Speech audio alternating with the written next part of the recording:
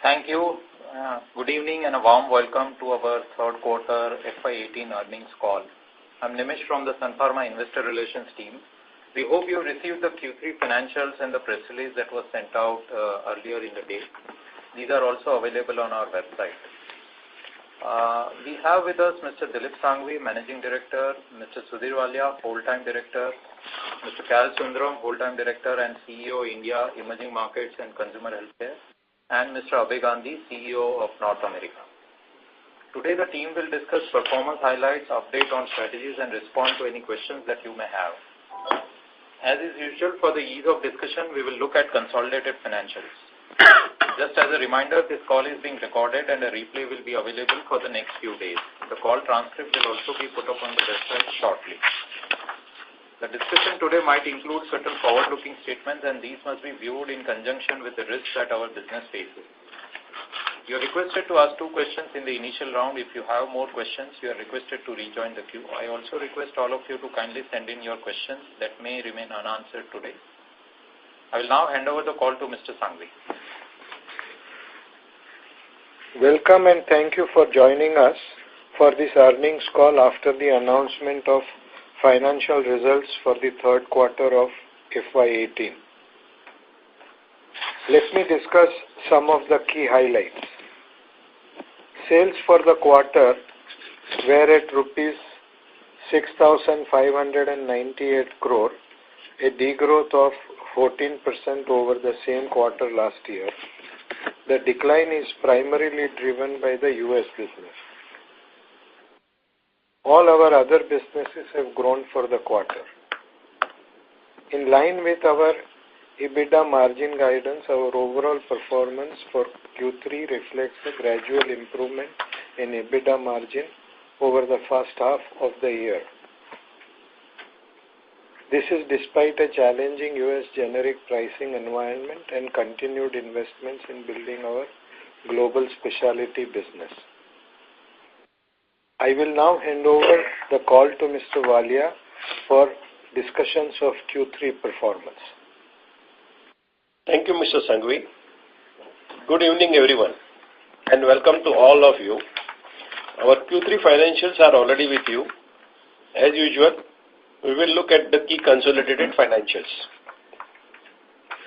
Q3 sales are at 6,598 crore, down by 14% over Q3 last year.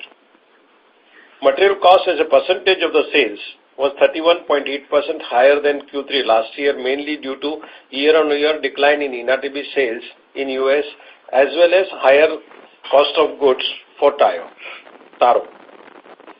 Staff cost was at 20.8% of sales, higher than Q3 last year. This increase is purely due to expansion of the specialty team in US and consolidation of employees' costs of the Byzantex acquisitions in Russia. Other expenditure was at 26.2% of the sales, similar to Q3 last year.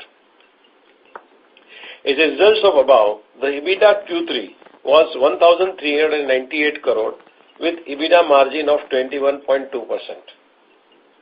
Adjusted net profit for the quarter was 878 crore, down 40% over Q3 last year. Reported net profit for the quarter was at 365 crore, down 75% over Q3 last year. Reported net profit was adversely impacted by one-time deferred tax adjustment of 513 crore related to the changes in US tax rates. Reported EPS for the quarter was at 1 rupees 50 paisa, while adjusted EPS was 3 rupees 70 paisa. Now, we will discuss the 9 months performance.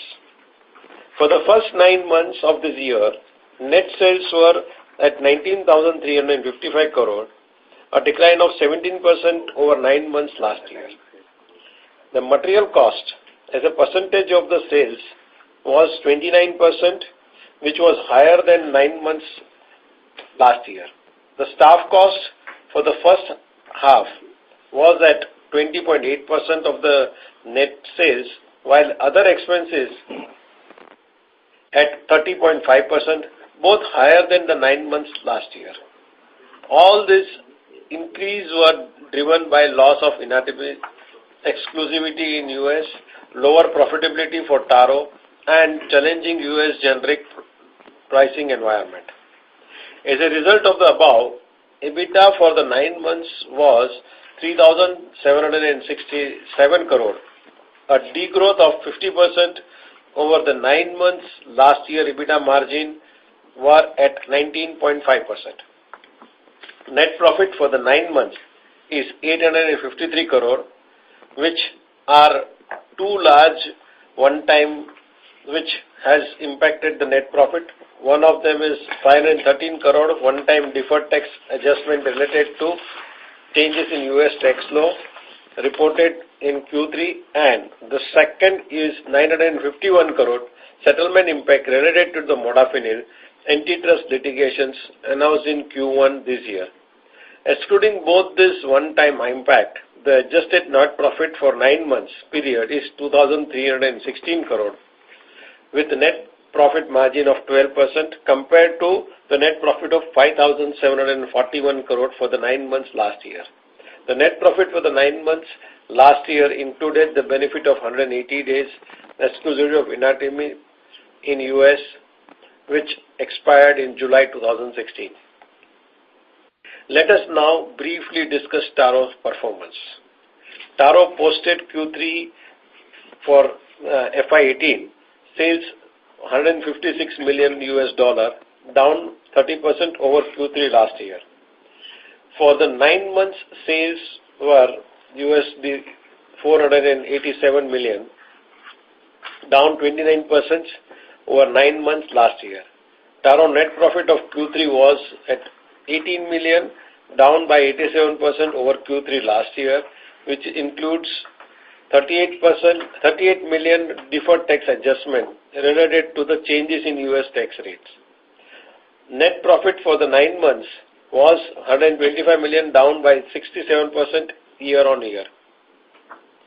I will now hand over to Kal Sundram, who will share the performance of India and emerging markets. Thank you, Mr. Walia.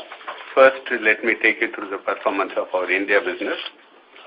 For Q3, sales of branded formulation in India were 2,085 crores, with a growth of approximately 6% over Q3 last year and accounting for approximately 32% of our total sales. As indicated in our previous call, sales in the current quarter are not comparable to periods prior to GST implementation. The current financial year is a transition year for Indian pharmaceutical market due to implementation of GST, and hence the industry growth for the full year is likely to be muted. However, for us, the underlying demand for our products continue to remain strong. Sun Pharma is the largest pharmaceutical company in India and holds approximately 8.5% market share with over 116,000 crore pharmaceutical market as per December 2007 AOICD AVAX report. As per latest SMSRC report, Sun Pharma is ranked number 1 based on share of prescriptions with 11 classes of doctors. For Q3, 16 new products were launched in the Indian market. As indicated earlier, our near-term focus will be normalizing and continuing to grow our business post-GST regime. For medium to long term, we'll strive to achieve profitable sales growth with focus on productivity improvement and building strong brands. Let me now focus on our performance in emerging markets.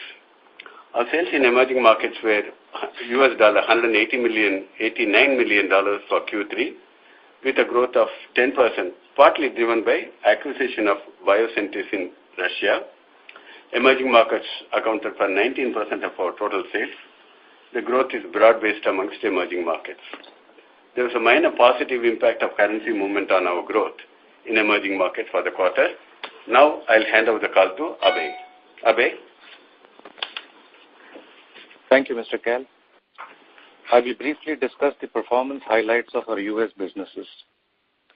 For Q3, our overall sales in the U.S. were down 35% at $328 million. accounting for approximately 32% of our overall sales. The main reasons for the year-on-year decline in our U.S. revenues include pricing pressure due to customer consolidation, lower generic imatinib, and authorized generic sales and delay in approval of new products from the Halol facility. We expect changes to continue in the network dynamics for reaching the products from the manufacturer to the patient. During the quarter, we commercialized generic Corec CR in the U.S. market. As of now, we are the only generic approved for this product. Let me now update you on developments in our specialty business. During the quarter, we announced the U.S. FDA acceptance of our NDA for our dry eye candidate, OTX-101. This marks a step forward for our specialty ophthalmic portfolio.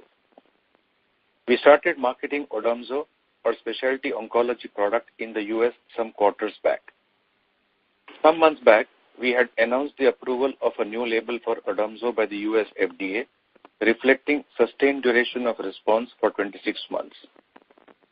We are in the process of ramping up this product and are leveraging our dermatology field force in the U.S.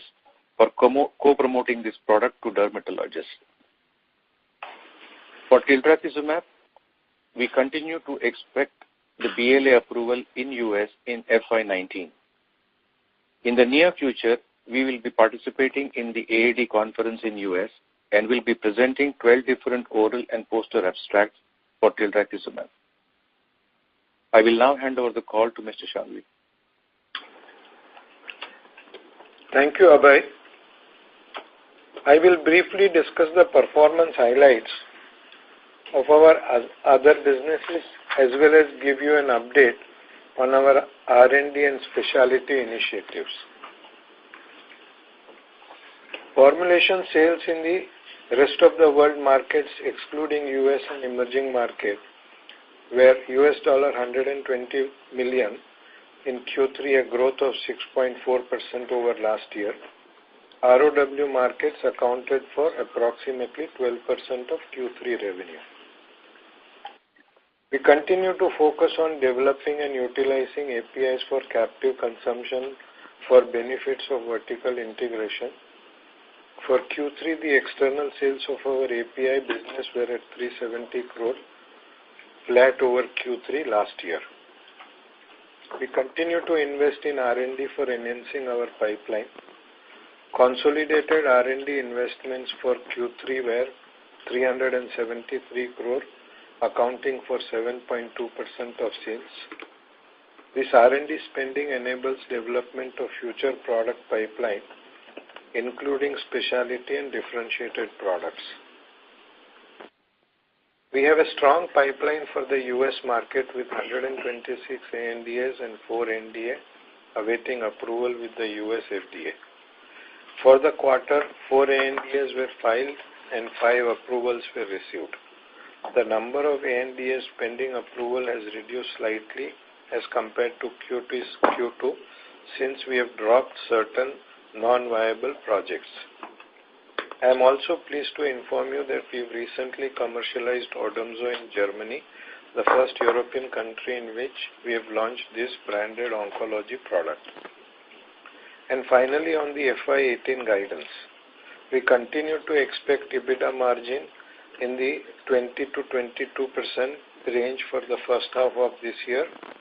R&D investments are likely to be slightly lower than our original guidance of 9 to 10%.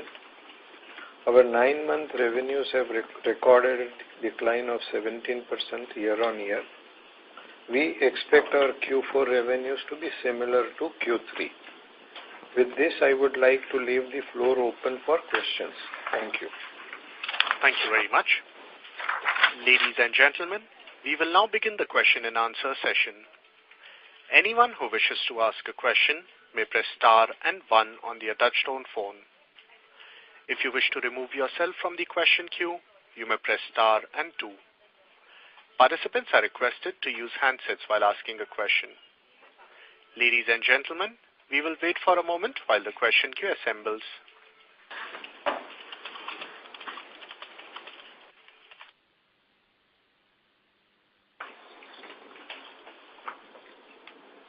We will take the first question from the line of Manoj Garg from HealthCo. Please go ahead. Hi, happy Valentine's Day, everyone. I have a few quick questions. One is from our channel checks. Can you confirm whether the FDA is re-inspecting halal this week? Two, on the U.S. business, can you give us the degrowth numbers Xing out imatinib, so for Q3 of last year and Q3 of this year? And lastly, it's our understanding that McKesson is back in the market with doing another round of RFPs, and maybe if you can elaborate on what impact that might have to the business. Thank you. Yeah, about, I think, halal, as a policy, we don't respond to the regulatory inspections, so I'm not able to respond to the question specifically. Abhay, would you respond to the specific U.S. questions? I think on the specific U.S. question, if you take out the impact of both the imatinib and the authorized generic, then our sales are much better, and our degrowth is significantly lesser than what you see now. Your question can you quantify that? I think you can work it out, and Nimish can later on give you the numbers if you wish. But okay. It's a completely different picture if you remove these two products. Okay. McKesson is, of course, a very specific question, so I don't want to respond to a particular company. But in general, you're right. I mean, the pricing pressure continues for us across all the buying groups, not just one. Okay. So on the ongoing pricing pressure that you're seeing across the U.S. buying groups, is that somewhat quantifiable? It's product specific, so it's difficult for me to give you a number on a consolidated basis. But I think our overall performance reflects the pricing pressure that the business is facing. Okay. All right. Thank you. Thank you. The next question is from the line of Prakash Agarwal from Axis Capital. Please go ahead. Yeah, thanks for the opportunity. Just trying to understand this other expenses SG&A line better. So we have seen both YOY 14% decline and Q&Q 17% decline. What is leading to this? Is there a forex element or is it the new base? On the other expenses, what you have seen in the current quarter, there is a combination of certain cost improvement initiatives and also with some element of forex impact. Could we know the forex impact, sir? Normally, we do not get into specifics on the FX impact.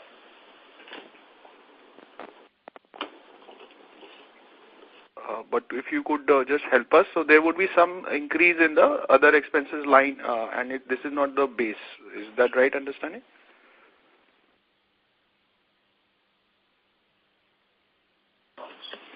So overall, based on what I said earlier on the cost initiatives, it will be trending down, and there are many moving parts in that. So specifically, we do not want to comment on FX. But overall, I think it's a trending moving downwards. Understood. And second question on the U.S. business. So if you look at Q&Q ex Taro, assuming 90% to be U.S. sales, we have seen some improvement. This could be due to the deferment of sales you mentioned last quarter, or is it the base business and, I mean, as you said, Coreg has come in. So it's largely due to that, or there has been element of deferred sales as well? So, Abhay, maybe you can respond. Yeah. No, I think in the environment as any business should, I mean, we look at individual products and see whether there is an opportunity for us to improve our share of the business. And at an aggregate level, therefore, you see the kind of numbers that you do. So it is not a one-off. It's a team trying to compete in market and win as many accounts and products as possible. But would we have recouped some of the deferred sales which we missed last quarter? Most of it, yes. Most of it has been recouped. Okay, thanks. I'll join back the queue. Thank you. We will take the next question from the line of Neha Manpuria from JP Morgan. Please go ahead. Thank you for taking my question. Sir, if I were to look at your U.S. sales movement quarter on quarter and then look at your gross margins, the gross margins seem to have declined very sharply. Taro seems to be a very small part of this. Could you please help us get some color on what led to this, decline in gross margins on a sequential basis?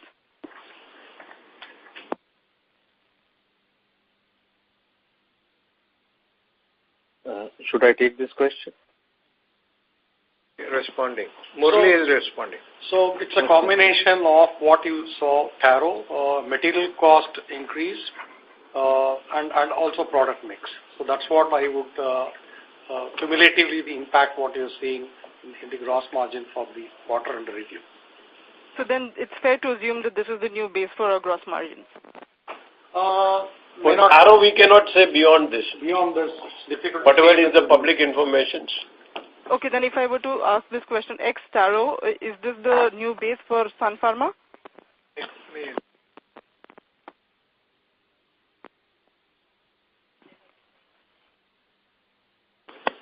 So what I would say is that we are not saying that we're resetting the margin. What we said is that Taro we have seen, and the other margins we said there's a material cost increase and a product mix. Right. Yeah, I think you have to recognize that to respond to a new material cost, I think depends on the specific products that we would have sold.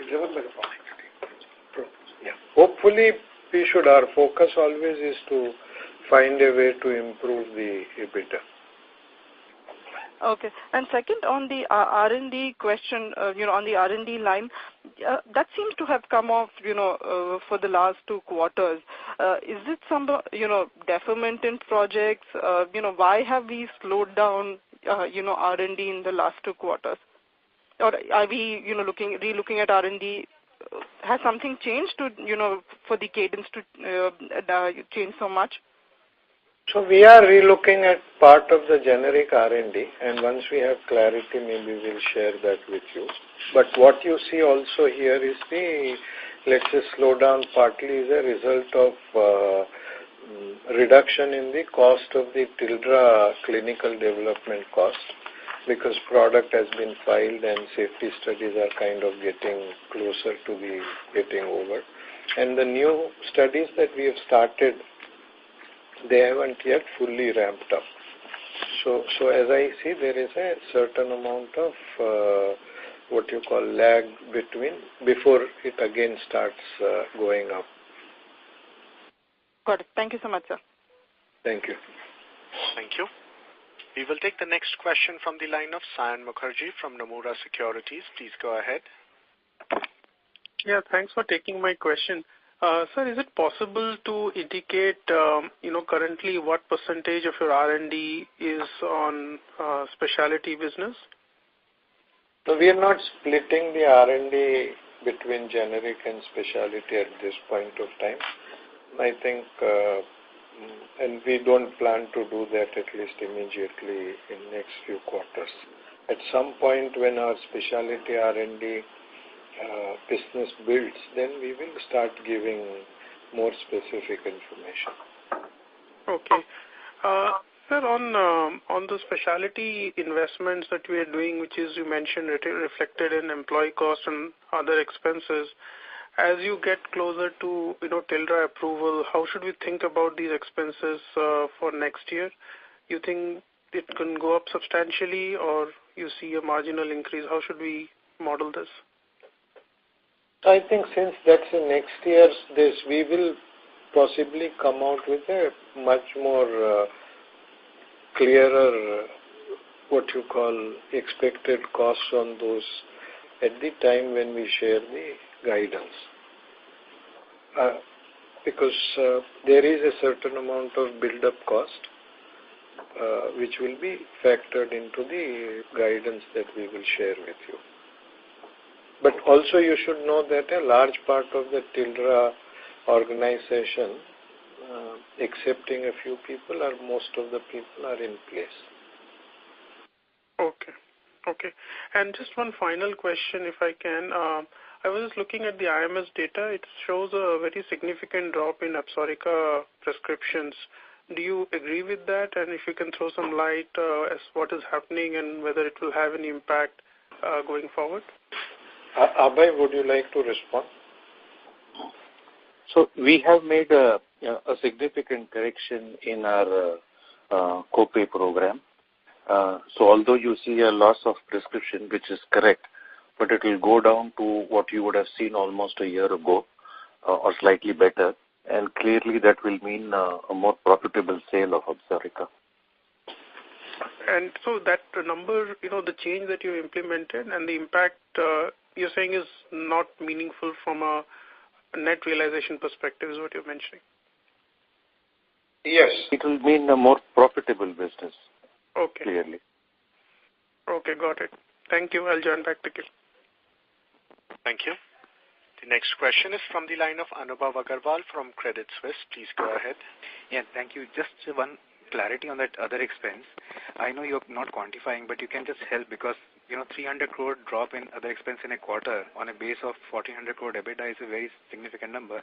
Can you just help at least the FX element you're talking about? Is that sub 50 crore, sub 100 crore? Some idea, will be helpful. Otherwise, it's impossible to forecast in future.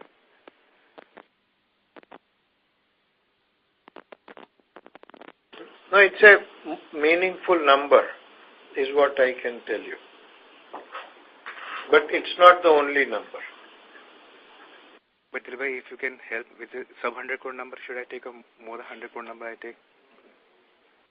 So let's say that if we decide to share this number, we will share it with everybody. But as on today, neither I think we have it here or give a decision level. And I recognize the challenge that you and all the other analysts will have, because you have to also predict the future profitability and cash flow of the company. So you need to understand the new normal. Okay. Just second question on Odomzo. I just want to understand that versus your targeted formulary coverage, where are we right now? Have we achieved formulary coverage for most of the insurance companies right now? So for Odomzo, as I see that because of the nature and the size of the product, the formulary coverage is not a major challenge. It's likely to be a major challenge both for OTX 101 as well as for Tilra. Odomzo, that is not a major challenge. And also what we recognize is that the IMS sales is not a clear predictor of the success in marketplace. So, but Abhay, maybe would you like to share anything more? No, I think you have covered it. And in any case, what you are referring to as formulary coverage is a moving target, and you never feel you have enough. So you keep moving up and keep trying to improve it. But broadly, I think I will echo what Mr. Shanghvi mentioned as an answer to your question. So just wanted to get some clarity on this. So, Dilbhai, can you just elaborate then what's the challenge here? Is pricing the challenge or number of reps supporting it's the challenge? So is it like, let me simplify my question. Is it only a function of time before Odomzo ramps up, or do we need to change our strategy or put more resources behind Odomzo right now? Abhay? I think the large part of the sale that you are seeing today comes from the oncologist. And like we have also mentioned that we are trying to leverage our derm field force to improve our coverage, and therefore the output and the prescriptions we get from the derm. So that's the next stage that we are working on. And going ahead, we hope that that will help us to improve sales of Odomzo more than what you see today. So, sir, have you already started pushing it to dermatologists? In the current quarter, yes, we have started. Okay. Thank you. Thank you. The next question is from the line of Sameer Baisiwala from Morgan Stanley. Please go ahead. Hi, thanks. Good evening, everyone. Just on the previous one, Abhay, do you think which would be the bigger indication for Odomzo? Would it be onco or derma? And is onco reasonably, saturated, or do you think even that part can go up a fair bit? Indication is the same, whether it is for the oncologist or for the dermatologist. But I think logically, the dermatologist prescription should be higher at some point in time than the oncologist prescription, because long term, the patient is more likely to reach out and stay with the derm rather than with the onc. Okay. And Samir, I think you also have to keep in mind is that average number of patients per dermatologist will always be much lower than the average number of patients per oncologist. So the focus, limited number of doctors giving you large amount of prescription is likely to happen with oncologist.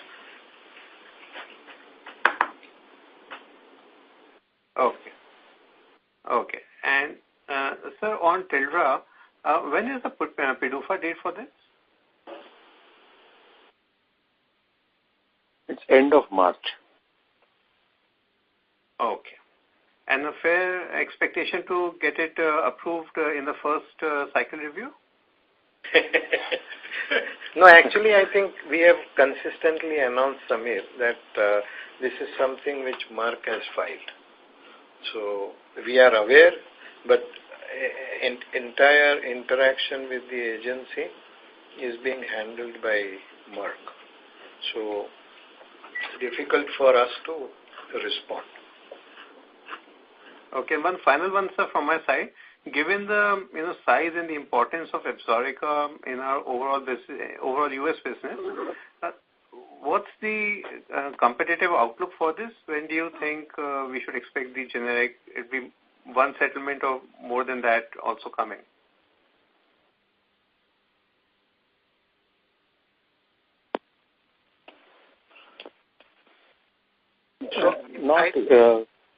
Yes, Dilip, please.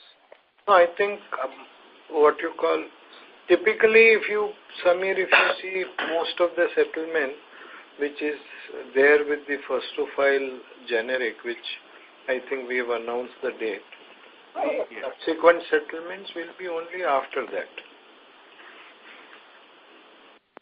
And there's none that you have done, so... This is what we have done, we have announced. Okay, got it. Yeah. Thank you. I have a few more. I'll get back in the queue. Thanks. Thank you. Thank you. The next question is from the line of Surjit Pal from Prabhudas Lilladher. Please go ahead. Thanks for taking my questions. Dilip, given that more news is coming on channel consolidation among the big players in US, what is your view about state of headwind in terms of price erosion? And do you think we are coming to the end of this cycle, or do you think that it will continue and it may intensify going forward? Yeah, Abhay, I think, would you like to respond closer? Actually, Surjit's voice was very faint to me, so I'm not sure I understood the question. Yeah. See, basically what I'm saying is that given that, the more news flow is coming among the league players or among the channel partners are, thinking of consolidating further. So given the current state of the price erosion, do you think we are coming to the end of this, this price erosion cycle, or it could continue to go on at a current rate, or it may intensify? What could be your call for, say, next year, year and a half? I mean, it's a question I ask myself every day, and I'm sure everybody in the generic business does the same, but I have no clear answer. From a day-to-day perspective, I'm not seeing the pressure reducing. See, if you compare, say, 6 months before and now, do you think that it has come down? Because some of your competitors from India is talking that, they are observing that, that intensity has come down in terms of price erosion. No, Abhay indicated generalize is difficult. Yeah, but Abhay, you also indicated that it's all product specific. So I think it's product specific, exactly. So there are products where I think the pressure has come down, and there are products where I think it has not come down. So it's very product specific. So and also there I are don't want to give you an aggregate answer on this. Yeah, products where we are seeing people coming out of the market because products are not viable anymore. Sure.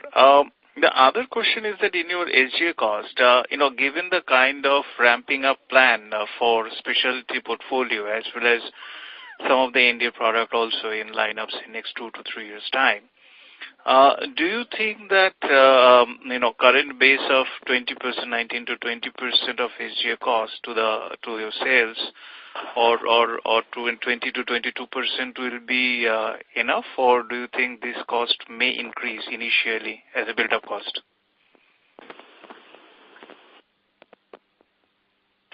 So that's what I said, that when we give next year's guidance, we will give some clarity. Okay. Thank you. Yeah, thank you. Thank you. The next question is from the line of Abhishek Sharma from India Infoline. Please go ahead. Yeah, thanks for taking my questions. Sir, in the last quarter, you had mentioned that your Tildra filing in EU, the European agency was expanding scope of clinical sites under review. So, do we have any updates on that regarding its resolution or any further delays, or what kind of work is going on there? No, that review is continuing. And does that change your timelines to file in the EU? Not file, sorry, to get an approval. So that we had announced, that it will delay the approval. Right. And any further delays to what you had earlier indicated? No, nothing beyond what we announced last time.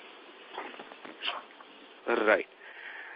Sir, I mean, just from an understanding perspective, I mean, is it something which has expanded ever since you announced, this last quarter, or is it still, what you had expected when it began? I think when there was something that was likely to impact approval, we announced. So if there is, let's say, a further change, then we will announce. Right. The other one is on Absorica. Question to Abhay. Given the fact that we are now reducing copay support, if I understood this correctly, does that risk patients switching to isotretinoin generic? Given the fact that similar generic alternatives are available in the market? Before we took that decision, we had done a modeling of what we think we will expect to see, and I think we are trending along the lines that we expected. So sure, that little bit of a risk is always there, but I think the idea is not just to have a large prescription base, but to also have a profitable prescription base. And does that also risk alienating some of your channel partners like pharmacy chains, etc., who would prefer a better copay system? I don't think they expect a better copay system. So it's just related to the patients, and that's something that you modeled in? Yeah. All right. Thanks. Thank you. The next question is from the line of Manish Jain from Sage One Advisors. Please go ahead. Yeah, hi. Dilip, I just wanted to know on Tildra, till what stage do we need to keep taking support from Merck? Is it just restricted to getting the approval and the ongoing clinical trials for additional indications, or will they play any role on the marketing side as well?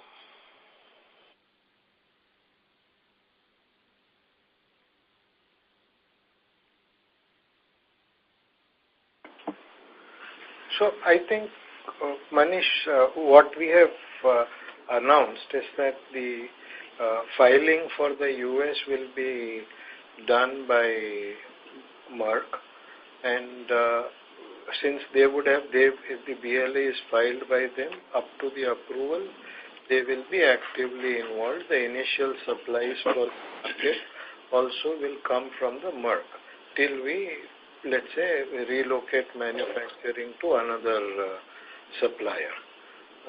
For the purpose of the marketing as well as promotion of the product, I think it's a Sun product post-approval.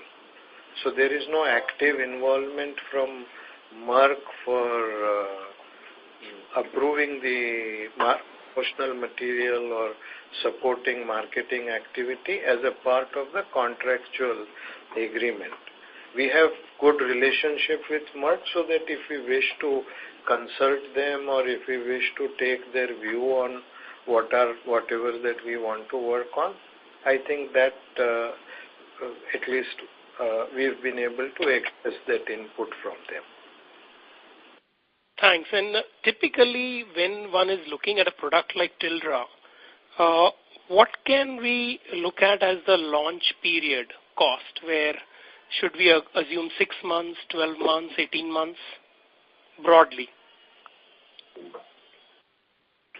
So my view is that if you call launch, or I would call a investment phase, where typically you will spend more than what you will sell, I would say anywhere between 2.5 years to 3 years is what you will achieve, depending again on the product.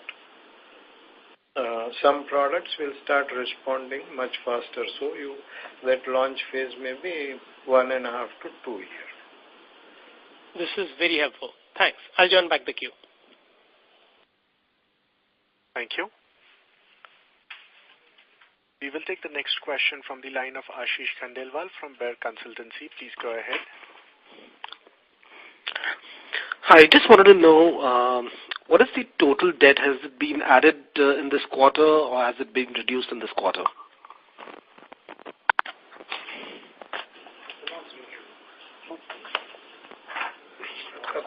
Nimish, if we don't have the number, maybe post the call you can share the number.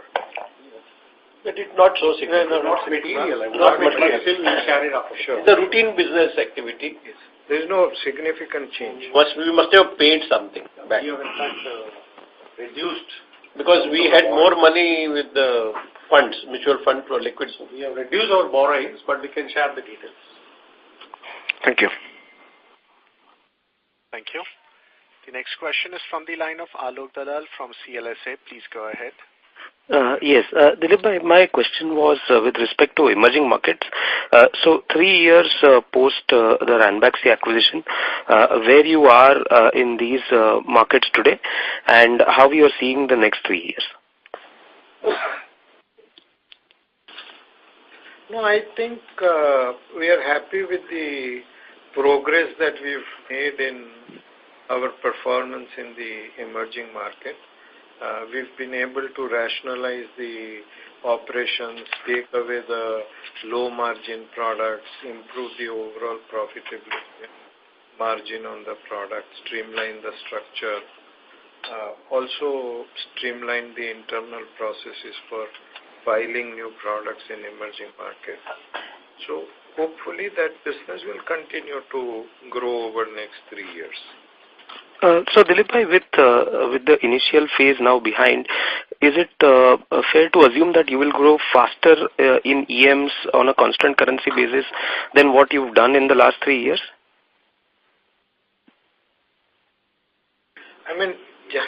We don't give 3-year guidance, so I think you're asking for a longer period. But yeah, I think philosophically, our view is that emerging market is an important and good opportunity for developing a profitable growth business.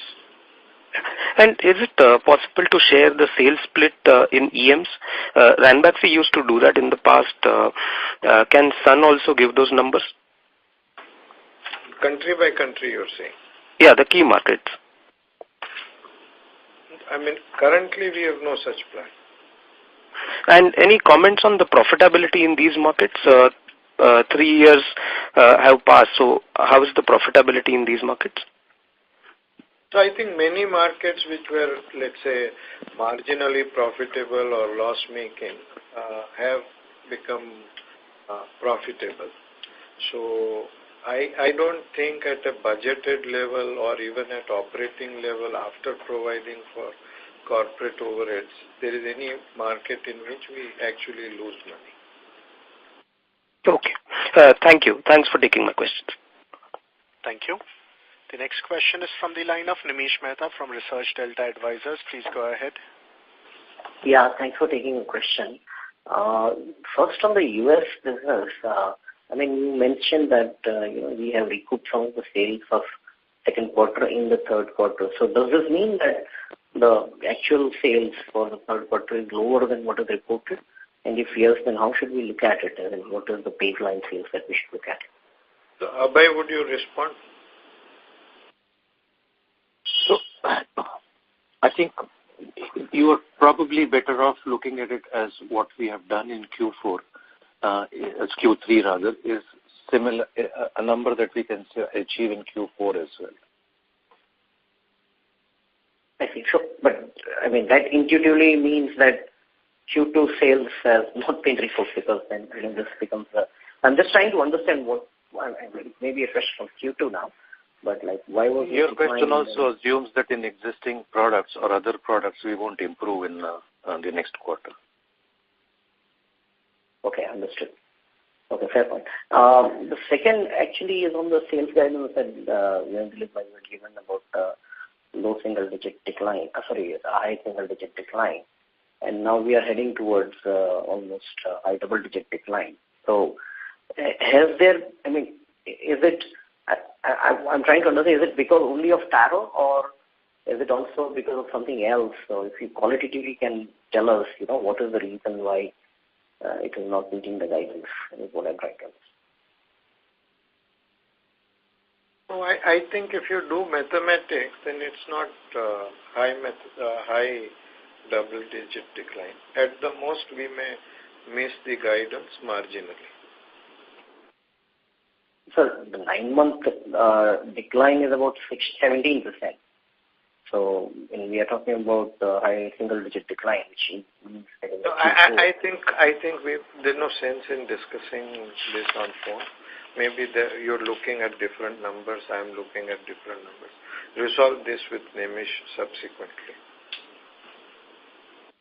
Okay. So we are likely to meet the guidance. Is that a fair understanding? No, I said that we might miss the guidance marginally. Marginally. Okay. Okay, thank you. Thank you. Next question is from the line of Ashish Thakkar from Motilal Oswal Securities. Please go ahead.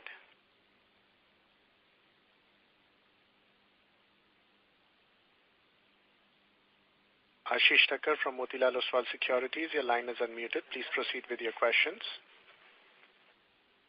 We can take the next question. Sure, sir. We have the next question from Charulata Gaidani from Dalal & Broacha. Please go ahead. Yeah, my question pertains to, you made a mention that you have dropped certain non-viable projects. I wanted to know if you could quantify them, and how have you taken it, as an impairment or as a part of lower R&D?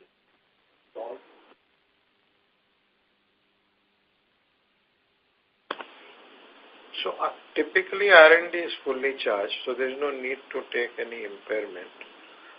The second issue is that this is after evaluating whether the product, if approved, is something that is attractive enough for us to launch or not, and whether it will recover the subsequent investment required for getting the approval of the product. So that is the reason why some of the products we would have dropped. How many? How big would it be in terms of whatever has been spent so far? I'm not able to respond. It's not a big number, but and also it's not a material issue as a percentage of R&D cost. Okay. And my second question pertains to there have been certain withdrawals from the U.S. market by Sandoz and Teva. Do you see the situation improving because of this? No, I think market will continue to dynamically readjust to pricing pressure as well as relative attractiveness of different products. So, and that's likely to be the new normal. As I said, that there are products where we are seeing price changes upward because of the market dynamics. But I'm not able to respond to specific products. Okay, fine. Thank you. Thank you. Thank you. The next question is from the line of Rahul Sharma from Karvi Stock Broking. Please go ahead. So one thing, have we withdrawn certain other pending ANDAs like what we had done the preceding quarter because of the changing competitive landscape?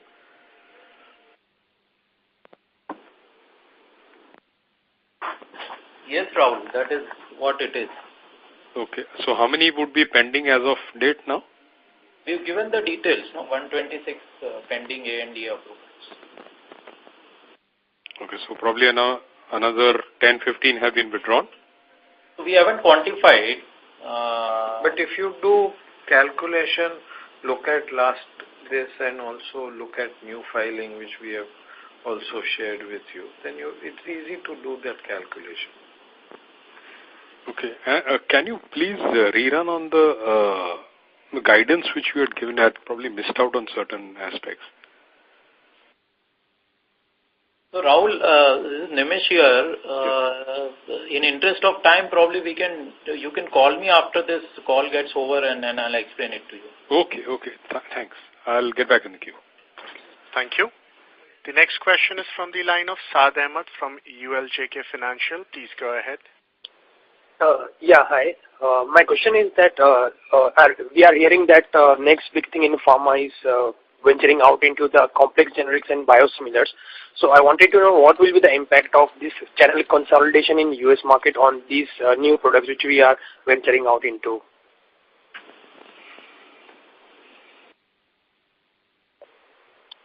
Abhay, would you like to respond? Honestly, I don't know how to understand the question. So. That makes two of us. So I think you are asking us to predict future in an uncertain environment. So the only reason every pharma company is bleeding is the channel consolidation and other effects. But if we are moving into something which is newer, so we must know like how will that impact the complex generics and all, because biosimilar is the most difficult part. So if we rule out the biosimilars and look at complex generics and specialty molecules, so how does that go on for the future? One thing you have to keep in mind is that attractiveness of a product is a function of how many people are competing for market share. Multiple is attractive, however complex it will be. Okay.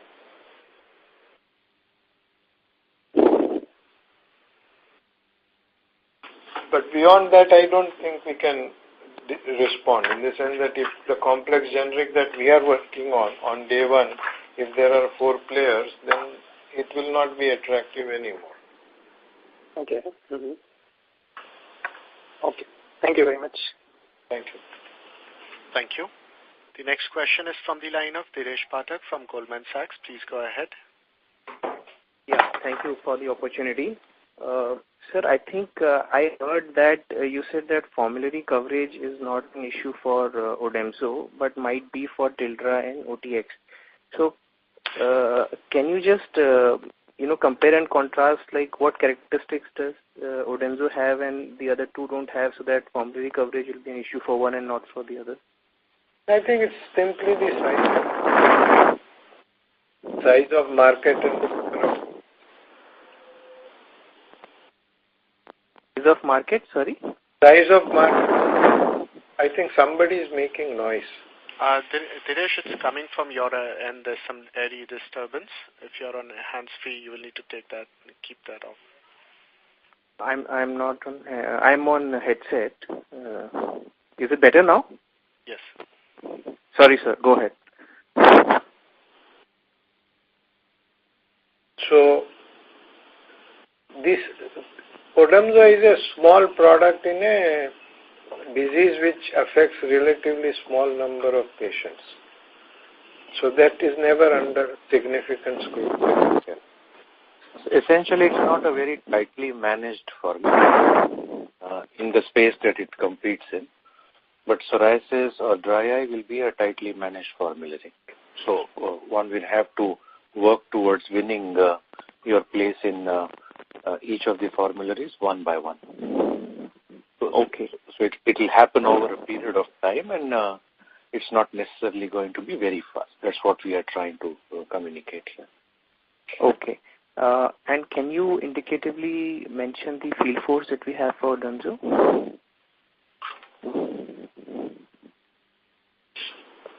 You're talking about number of people? Yes, who are marketing the product in US, both derma and onco. I mean, generally for competitive reasons, we are not sharing specific field force numbers. Okay. And sir, lastly, if I understood correctly, we have the marketing infrastructure in place for Tildra, but we don't yet have the field. Sorry, we missed the last part. Your voice broke off while you... The field force for Tildra, that is still not in place, correct? Is that correct understanding? Recruitments are on. It's not in place, but the recruitments are on, and in some places we have recruited. Some we are in the process of recruiting. Got it. Thank you so much. Thank you. The next question is from the line of Anubhav Agarwal from Credit Suisse. Please go ahead. Yeah, thank you. Dilip, there was a recently doxorubicin recall for us last month. I just wanted to understand, in your analysis, was that limited to a batch? Because the reason of recall mentioned was lack of assurance of sterility. Yeah, I think it was a failure of certain systems, because of which we had to recall. But this was very much limited to the recall quantity. Specific batch. Okay, sure. And the other question was on the Tildra. For the questions which are asked by EU regulators of extended review, was something of that sort picked up by US regulators? Did they come back to you with some questions related to that? Nothing that we are aware of. Okay. And lastly, you have indicated earlier that specialty business you expect as an EBITDA break-even, assuming you don't, let's say, take up any other molecule by FY20. Do you think you still get to around that region by FY20 now?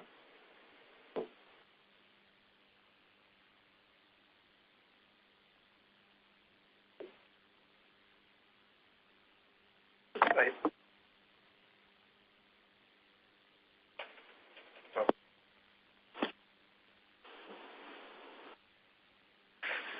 It all depends on actually how much we decide to invest, because both the products, Tildra as well as OTX-101, are marketing intensive products. It depends on how much we decide to invest on marketing. If we be conservative, then it will break even. If we feel excited about the product enough to invest, then maybe for a few more quarters we might lose money. Sure. That's helpful. Thank you. Thank you. Thank you.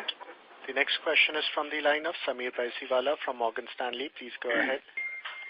Thanks. Dilip, just what are your thoughts on M&A? Are you still on the lookout, and what is it that would excite you? I think we have shared this with you also in the past, is that we want to develop an attractive product pipeline for developing a global ophthalmology and dermatology business. So those are the kind of products and companies that we are looking at. But I think also parallelly we are focusing much more on execution, including strengthening execution on filing, on approval, on launch, and on maintaining consistency of supply chain.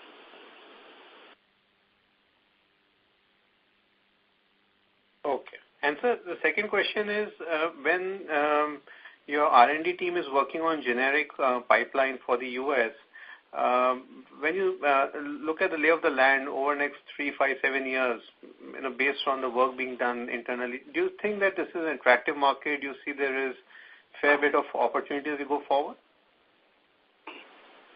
So I think rather than taking a view on the market, there are always attractive products.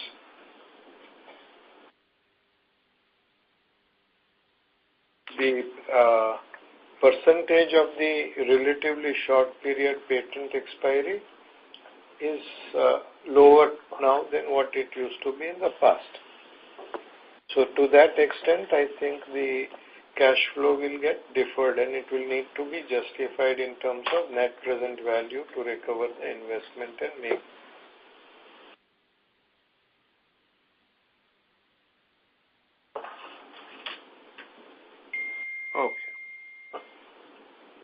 Thank you. Thank you. Thank you. Due to time constraints, that was the last question. I now hand the conference over to Mr. Nimish Desai for closing comments. Thank you everybody for joining us on this call. If any of your questions have remained unanswered, do send them across. We will have them answered. Thank you and have a good day. Thank you very much.